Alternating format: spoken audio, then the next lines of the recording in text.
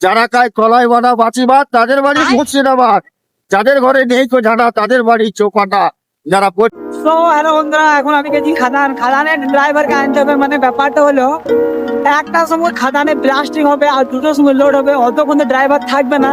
যার কারণে এখন আমাকে খাদান যেতে হচ্ছে। আর খাদানে যে আমি ড্রাইভারকে আনতে গেছি, ড্রাইভার আমার সাথে আসবে, দেখা যাক কখন এখন নিয়ে আসতে পারছি। আমি খাদানে এসে ড্রাইভারকে ফোন করলাম, ড্রাইভার এখন আসছে। এদিকে এই বুড়ো ড্রাইভারটাকে নিতে এলাম অত দূর থেকে। এই ড্রাইভার পাবে কোটা সমীরুল?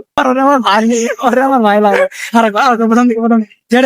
মাছের পাশে মাছের কাটা তাদের বাড়ি ভাড় কাটা, যারা ধরে মদের গ্রাম তাদের বাড়ি দিগল গ্রাম, পানি খেতে যায় না গুড় তাদের বাড়ি রানীপুর, যারা খায় আলু ঝিঙে তাদের বাড়ি হরিং ঝিঙে, যারা খায় কলাই বাঁধা বাঁচি ভাত তাদের বাড়ি মুর্শিদাবাদ, যাদের ঘরে নেই তো ঝাঁটা তাদের বাড়ি চৌকাটা, যারা পড়তে জানে না শাড়ি তাদের বাড়ি লপাই।